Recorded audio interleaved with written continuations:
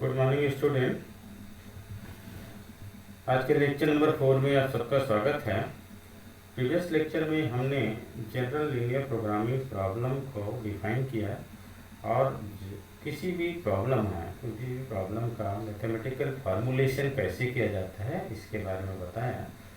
तो इस आज के इस लेक्चर में हम लीनियर प्रोग्रामिंग प्रॉब्लम से रिलेटेड कुछ डेफिनेशंस के बारे में बताएंगे। साथ ही लीनियर प्रोग्रामिंग प्रॉब्लम का बेसिक सॉल्यूशंस कैसे फाइंड आउट करते हैं, उनके बेसिक कंसेप्ट क्या होते हैं, इसके बारे में हम डिस्कस करेंगे।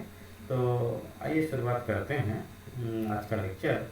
जनरल लीनियर प्रोग्रामिंग का मैथमेटिकल फार्मूलेशन हमने आपको बताया कैसे किया है।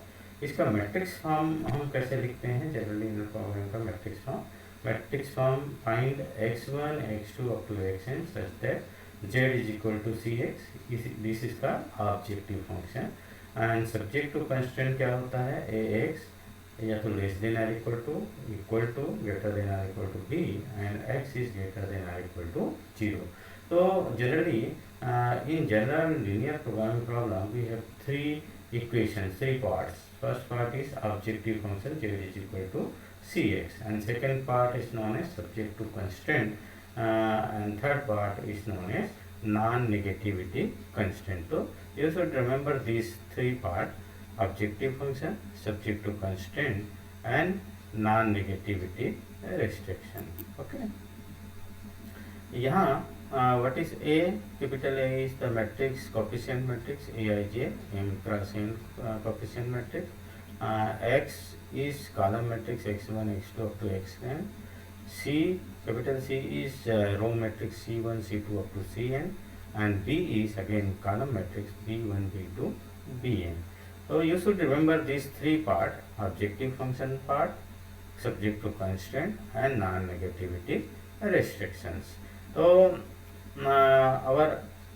in this lecture our aim is to discuss solution of linear programming problem. ठीक है। तो व्हाट इज सोल्यूशन? तो कोई भी देखिए मैट्रिक्स सोल्यूशन क्या होता है। This is a linear programming problem में कितना decision variables, what are decision variable, x1 x2 up to xn क्या होता है, डिसीजन वेरिएबल होता है। इनका वैल्यू फाइंड आउट करना ही क्या होता है, सोल्यूशन होता है। तो the value of x, that is n tuple, the value of x, x1 x2 up to n xn which satisfy the subject to constraint, which satisfy the constraint मतलब होता है ना, ये constraint होता है, this is constraint. तो the value of x which satisfies the constraint of general linear programming problem is called solution. Okay, तो solution क्या है? The value of x which satisfy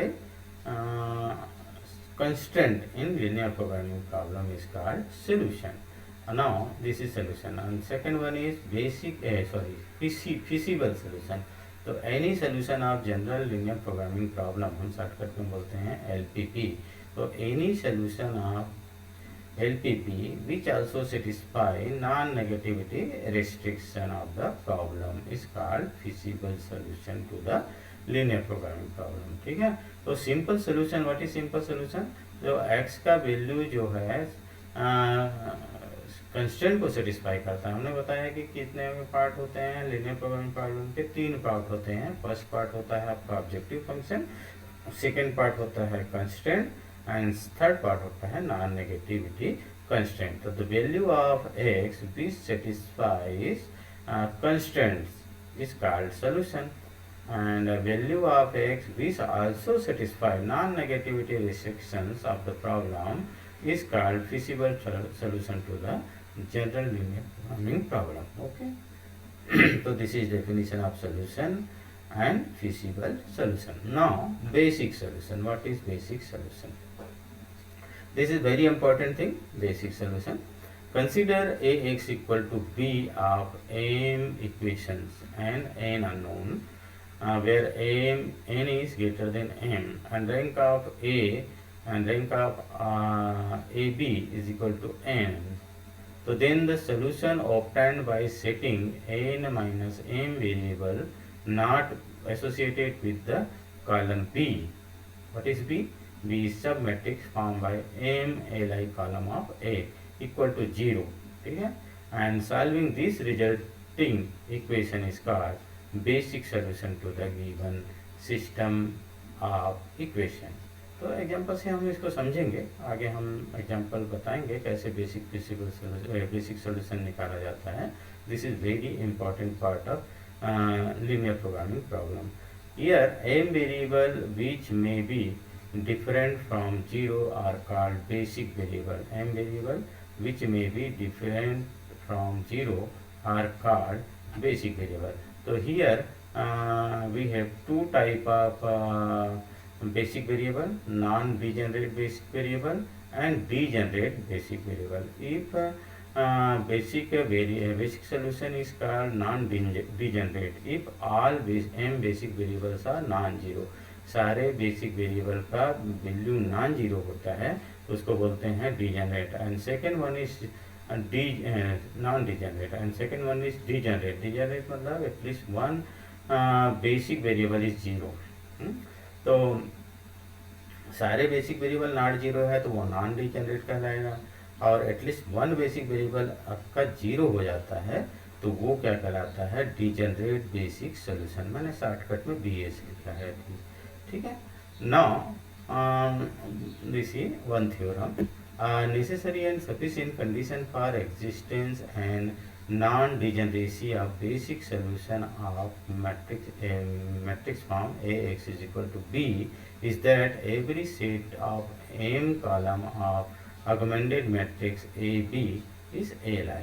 So just remember this theorem, no need to prove. ठीक है.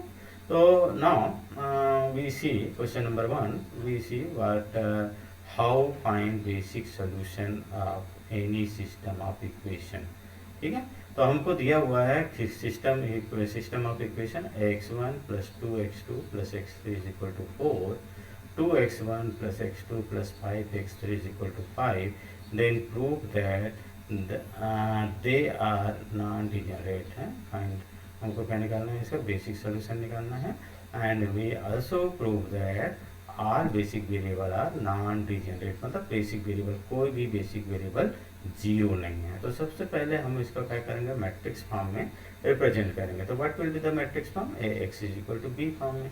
तो A क्या होता है, coefficient matrix 1 2 1 2 1 5 1 2 1 2 1 5 and this x1 x2 x3 and right side 4 and 5. This is our matrix form of system of equation. Okay. Now find rank of matrix A. तो देख रहे हैं रैंक ऑफ मैट्रिक्स A क्या मिलेगा आपको. In general method से कोई भी मेथड से आप रैंक निकालेंगे तो इसका मैट्रिक्स रैंक कितना मिल जाएगा, 2 मिल जाएगा.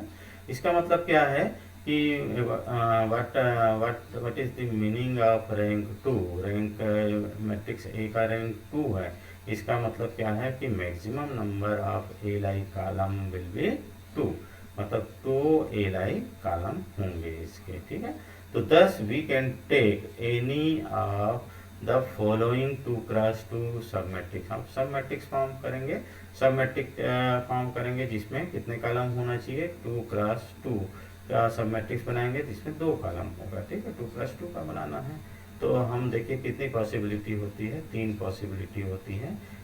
1 2 2 1 1 1 2 5 2 1 1 5. ठीक है.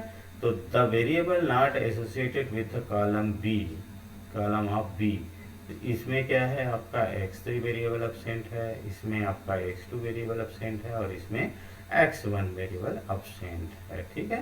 तो लेट अस टेक एक v ले लेंगे. v ये फर्स्ट वाला पार्ट को लेते हैं. v is equal to 1 2 2 1 and इसमें क्या है, नॉट एसोसिएटेड वेरिएबल x3 है तो x3 को हमने यहाँ पे 0 ले लिया. तो x3 को 0 लिया तो ये वाला x3 को 0 लिया तो आपको क्या हो जाएगा, x1 और x2 हो जाएगा. ठीक है.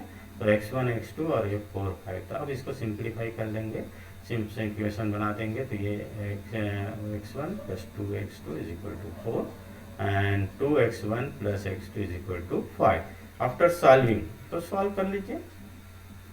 सिंपल मेथड से सॉल्व करेंगे तो आपको मिल जाएगा यहाँ पे x3 क्या है, 0 है, ये नॉन बेसिक है, ऑलरेडी क्या है, नॉन बेसिक वेरिएबल है यहाँ पे है, ये ऑलरेडी हम पहले इसको ले चुके हैं, तो ये x3 नॉन बेसिक वेरिएबल। ये इक्वेशन किस में है, x1 और x2 में है, तो x1 का वैल्यू मिल गया 2 और x2 का वैल्यू क्या मिल गया 1, ठीक है। तो this are basic variable, x1 is equal to 2 and x2 is equal to 1 and non basic variable x3 is equal to 0। Similarly हमारे पास दूसरा और है, दूसरा क्या है, दूसरा वाला पार्ट ले लीजिए, ये इसमें x2 नॉन बेसिक है और इसमें x1, तो इन दोनों को भी सॉल्व कर लीजिए। तो इसके लिए x2 0 है और इसके लिए x1 0 है, तो दूसरा सिमिलरली हम सॉल्व कर लेंगे। तो ये x2 0 के लिए क्या है, करस्पॉन्डिंग सोल्यूशन बेसिक वेरिएबल क्या है, x1 is equal to 5 and x2 is equal to -1। Similarly x1 non basic variable के लिए क्या हो जाएगा, x1 is equal to 5/3 and x2 is equal to 2/3। Okay, तो यहाँ पे हम देख रहे हैं कि ये बेसिक वेरिएबल्स, ये वाला बेसिक वेरिएबल, ये this also basic variable, this also basic variable, सभी क्या है, नॉन जीरो है। नॉन जीरो है मतलब नॉन डीजेनरेट बेसिक वेरिएबल है, that means all basic variable are non degenerate basic variable। Okay, अगर इसमें से किसी भी एक का वैल्यू, इसमें से ये पेयर में से बेसिक वेरिएबल के पेयर में से किसी एक का वैल्यू अगर 0 हो जाता तो वो क्या कहलाता आपका, क्या कहलाता आपका, डीजेनरेट बेसिक वेरिएबल, ठीक है। तो ये आपने निकाल चुका। अब आपका एक नेक्स्ट डेफिनेशन आता है बेसिक फिजिबल सोल्यूशन। अब तक में हमने क्या देखा, सिंपल सोल्यूशन, ठीक है। दूसरा क्या देखा, पहले सिंपल सोल्यूशन देखा, दूसरा क्या देखा, फिजिबल सोल्यूशन, तीसरा हमने बेसिक सोल्यूशन, और now we define basic feasible solution. तो a feasible solution is known as basic feasible solution if it is also basic, ठीक है। तो इन LPP a feasible solution which is also basic is called basic feasible solution. This is the most important solution in linear programming problem. So we have maximum number of basic feasible solution will be NCM, you should remember, ठीक है। तो now कुछ और definitions के बारे में बताएंगे। तो हमारा एम क्या है, यहाँ पे LPP का हम सोल्यूशन फाइंड आउट करना चाह रहे हैं। तो उनके लिए कुछ फॉर्म्स होते हैं, कुछ डेफिनेशंस होते हैं, कुछ कंसेप्ट होते हैं, ठीक है। तो हमने आपको LPP में क्या बताया, कोई भी LPP में कंस्टेंट होते हैं। कंस्टेंट 3 टाइप के होते हैं। पहला क्या होता है, less than or equal to, दूसरा क्या होता है, या तो इक्वल टू फॉर्म में होता है, और तीसरा क्या होता है, greater than or equal to form में होता है। तो इन जनरल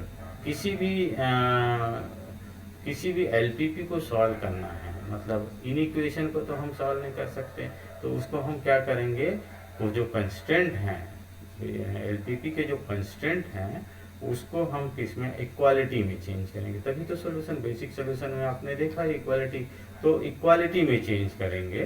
तो इक्वालिटी में चेंज करने के लिए हमारे पास इक्वल, देखिए 3 नोटेशन आता है कंस्टेंट में, ठीक है। LPP के कंस्टेंट में 3 नोटेशन आते हैं, एक लेस देन होता है, लेस देन और इक्वल टू होता है, और दूसरा इक्वल टू होता है, और तीसरा ग्रेटर देन इक्वल टू होता है।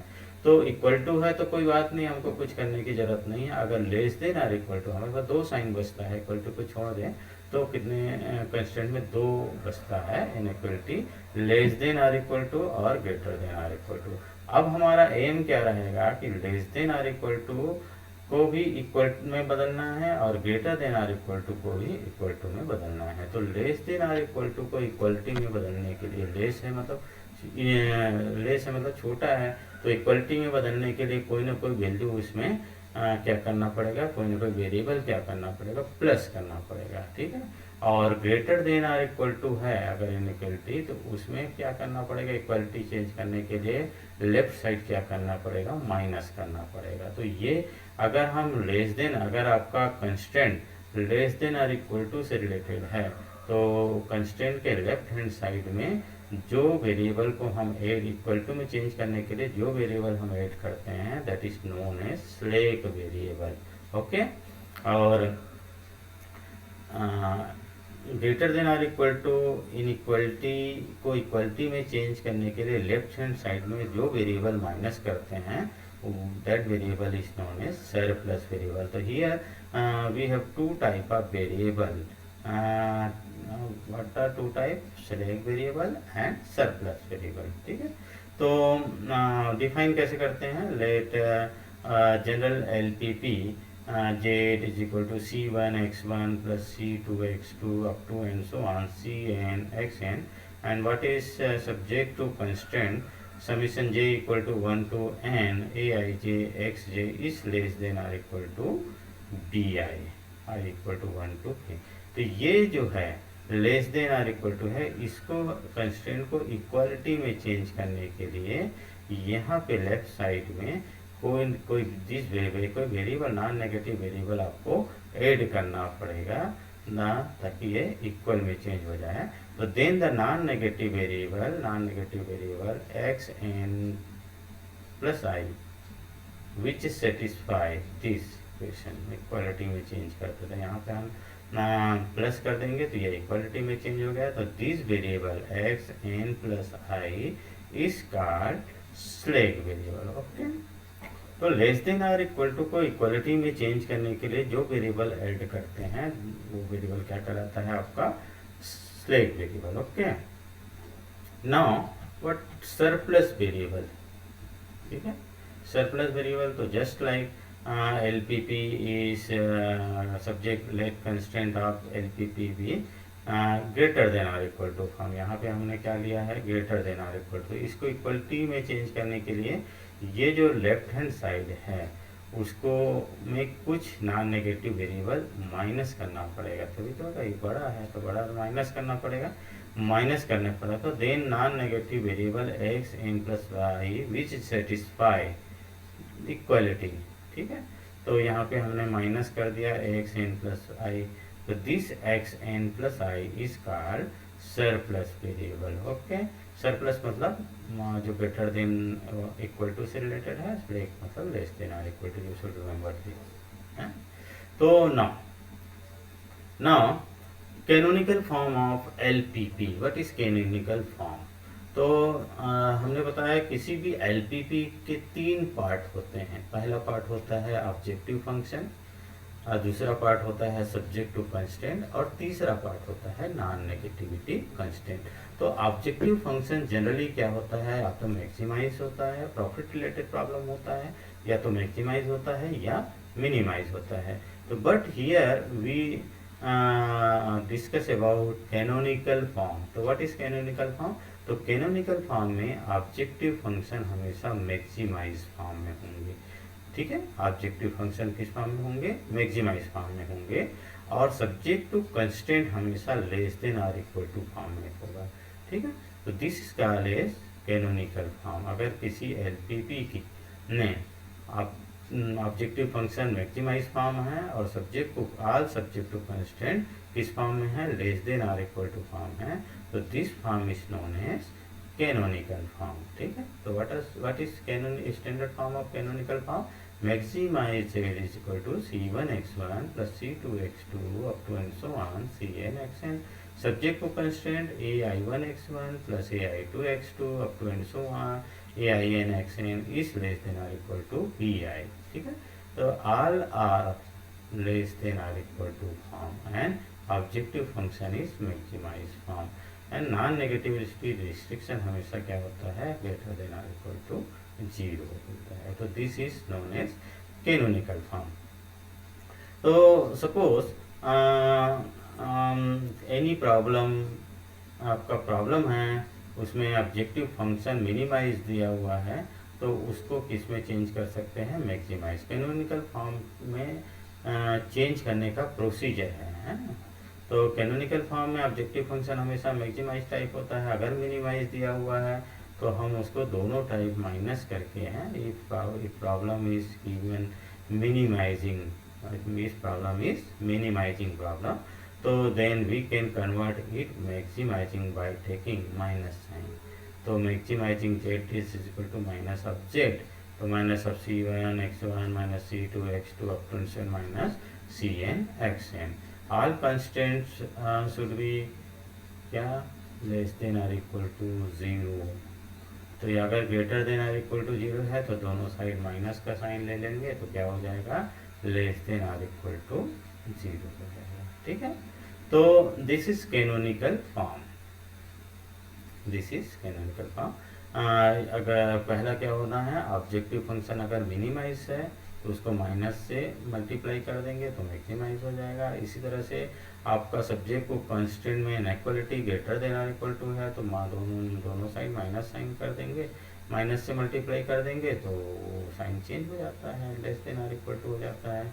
All variables are non negative हैं, all variables should be non negative हैं।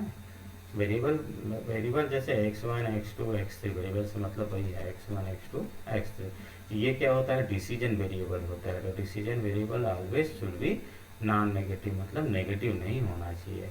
अगर ये restriction, if decision variables are unrestricted, unrestricted मतलब हम अनडिटरमाइंड है, या तो पॉजिटिव नेगेटिव या जीरो अनडिटरमाइंड है, अनरिस्ट्रिक्टेड है, तो उसको हम इसमें चेंज करेंगे। Suppose if x J is unrestricted in sign, तो देन अनरिस्ट्रिक्टेड इन साइन मतलब कुछ भी हो सकता है, पॉजिटिव नेगेटिव या जीरो कुछ भी हो सकता है, not clearly defined positive negative, but that is known as unrestricted in sign। तो अनरिस्ट्रिक्टेड है तो उसको हम दो पार्ट में उसका वैल्यू चेंज करते हैं। Suppose x J is unrestricted in sign, then we can write x J is equal to x J dash minus x J double dash. Here x J dash is greater than or equal to 0, x J double dash is greater than or equal to 0। अगर variable ऐसा है तो उसको हम unrestricted है तो इससे हम चेंज करते हैं। तो एक J is unrestricted in sign, then we can represent, we can write like this, X J is equal to x J dash minus x J double dash. Okay, तो this is canonical form, understand. Now we define standard form. तो standard form में ये, this is very important form, standard form. तो standard form में क्या होता है, देखिए कैनोनिकल फॉर्म में क्या होता है, ऑब्जेक्टिव फंक्शन हमेशा क्या है, मैक्सिमाइज फॉर्म में होता है। बट स्टैंडर्ड फॉर्म में ऑब्जेक्टिव फंक्शन या तो मैक्सिमाइज होगा या मिनिमाइज, दोनों हो सकता है, मैक्सिमाइज और मिनिमाइज दोनों हो सकता है। बट सब्जेक्ट टू कंस्टेंट हमेशा इक्वालिटी फॉर्म में होना चाहिए। सब्जेक्ट टू कंस्टेंट किस फॉर्म में होना चाहिए, इक्वालिटी। अगर इक्वालिटी फॉर्म में नहीं है तो इक्वलिटी फॉर्म में नहीं है, इनइक्वलिटी फॉर्म में है तो या तो less than or equal to form में होगा या greater than or equal to form में होगा। तो हमने बताया दो वेरिएबल बताया था आपको, स्लैक और सरप्लस। तो less than or equal to है तो इक्वलिटी में कन्वर्ट करने के लिए आप क्या यूज़ करेंगे, slack variable. Greater than or equal to है तो इक्वलिटी में चेंज करने के लिए क्या यूज़ करेंगे, सरप्लस वेरिएबल। तो ये स्लैक और सरप्लस वेरिएबल यूज़ करके कंस्ट्रेंट को हम किस में चेंज करेंगे, इक्वालिटी में चेंज करेंगे। तो this form is known as standard form. ठीक है, तो प्रॉब्लम मिनिमाइज हो सकता है, मैक्सिमाइज हो सकता है, दैट इज नो मैटर। ठीक है, कैनोनिकल फॉर्म में ओनली क्या प्रॉब्लम, ऑब्जेक्टिव फंक्शन क्या होना चाहिए, ऑब्जेक्टिव फंक्शन मैक्सिमाइज फॉर्म में। बट स्टैंडर्ड फॉर्म में इट मे बी मैक्सिमाइज और minimize, but subject to constraint always should be in equality form। और equality form में चेंज करने के लिए we can use slack variable और surplus variable। ओके, तो इनके कुछ प्रॉपर्टी हैं, मैंने बताया कैसे। अगर इनइक्वालिटी कंस्टेंट है, less than or equal to form है, तो आप उसको इक्वलिटी में चेंज करने के लिए किसका यूज़ करेंगे, slack variable. Greater than or equal to constant में greater than or equal to type है तो आप सरप्लस वेरिएबल यूज़ करेंगे। तो ये matrix form of this standard form, standard algebra form, maximize और मिनिमाइज, मैक्सिमाइज और minimize equal to Z is equal to, maximize minimize Z is equal to C X, and subject to constant A X is equal to B and X is greater than or equal to 0 A is the coefficient matrix AIJ, X is the row column matrix, C row matrix and B also column matrix। तो ये standard form है। तो standard form में हमेशा क्या है, subject to constant किस form में होना चाहिए, इक्वलिटी फॉर्म में। तो इक्वलिटी फॉर्म कैसे चेंज करेंगे, बाय यूजिंग स्लैक और सरप्लस वेरिएबल। ओके, तो now we see one example. ये जो एग्जाम्पल है उसका स्टैंडर्ड फॉर्म में कैसे रिड्यूस करते हैं। Reduce the following LPP to its standard form, maximize z is equal to 3x1 plus 4x2 plus 6x3 subject to constant 2x1 plus x2 plus 2x3 is greater than or equal to 6, second constant 3x1 plus 2x2 is equal to 8, third 7x1 minus 3x2 plus 5x3 is greater than or equal to 9, okay, and x1 is greater than or equal to 0, x2 is greater than or equal to 0 and x3 is unrestricted and signed। ठीक है, तो here in this problem we convert this LPP to its standard form। ठीक है, तो ये objective function there is no matter, या तो minimise होता है या मैक्सिमाइज होता है, इससे कोई फर्क नहीं पड़ता। हमको क्या ध्यान देना है कि ये जो इनइक्वलिटीज हैं ग्रेटर देन और इक्वल टू, ये तो इक्वल है और यहाँ भी ग्रेटर देन और इक्वल टू है, इसको किस में चेंज करना है आपको, इसमें किस में चेंज करना है, इक्वालिटी में। तो ये ग्रेटर देन और इक्वल टू के लिए कौन सा वेरिएबल ऐड करेंगे, सरप्लस, और यहाँ पे एक दूसरा सरप्लस है। ठीक है, और इक्वल है इसके लिए तो कोई ज़रूरत नहीं है। तो यहाँ पे और दिया है कि x3 is unrestricted in sign, that means x3 में भी आइदर नेगेटिव, पॉजिटिव और जीरो, कुछ भी हो सकता है। तो अनरिस्ट्रिक्टेड इन साइन है, तो सबसे पहले हम इस x3 को कन्वर्ट करेंगे। तो here third restriction x3 third variable x3 is unrestricted in sign, so ये अनरिस्ट्रिक्टेड साइन इसको कैसे कन्वर्ट करेंगे, कैसे कन्वर्ट करेंगे इसको, वैल्यू को x3 क्या लिखेंगे, x3 is equal to x3 dash minus x3 double dash and x3 is greater than x3 dash is greater than और equal to 0 and x3 is greater than और equal to 0। अब ये sign यहाँ पे fix हो गया, positive हो गया, दोनों नॉन नेगेटिव हो गया, पॉजिटिव मतलब नॉन नेगेटिव हो गया। ठीक है, तो जब भी अनरिस्ट्रिक्टेड रहेंगे तो उसको दो वेरिएबल के डिफरेंस के फॉर्म में ऐसा रिप्रेजेंट करते हैं, ये ध्यान रखना। अब ये जो प्रॉब्लम सॉल्व हो गया अनरिस्ट्रिक्टेड का। अब यहाँ पे क्या है, greater than or equal to है, या यहाँ पे greater than or equal to, ये तो ऑलरेडी इक्वल है, इसमें कुछ करने की जरूरत नहीं है। तो इसके लिए एक सरप्लस वेरिएबल लेंगे और इसके लिए एक सरप्लस वेरिएबल। तो जनरली सरप्लस वेरिएबल उनके आगे कर देते हैं, x3 तक वेरिएबल है तो सरप्लस वेरिएबल हम क्या ले लेंगे, इसके लिए x4 ले लेंगे और इसके लिए क्या ले लेंगे, x5 ले लेंगे, ताकि ये किस में चेंज हो जाएगा, सारे वेरिएबल किसमें चेंज हो जाएगा, इक्वालिटी में चेंज हो जाएगा। तो we introduce surplus variable x4 हैं, और x4 इज ग्रेटर देन और equal to 0 and x5 is greater than और इक्वल टू 0। ठीक है, तो चलिए चेंज करते हैं।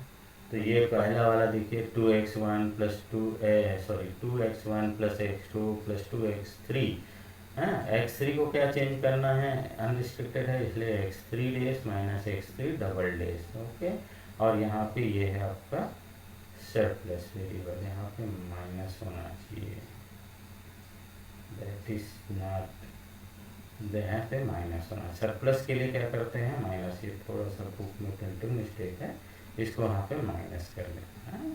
ठीक है, ये माइनस हो जाएगा, minus x4 is equal to 6 and 3x1 plus 2x2 is equal to, equality है, कुछ करने की जरूरत नहीं है।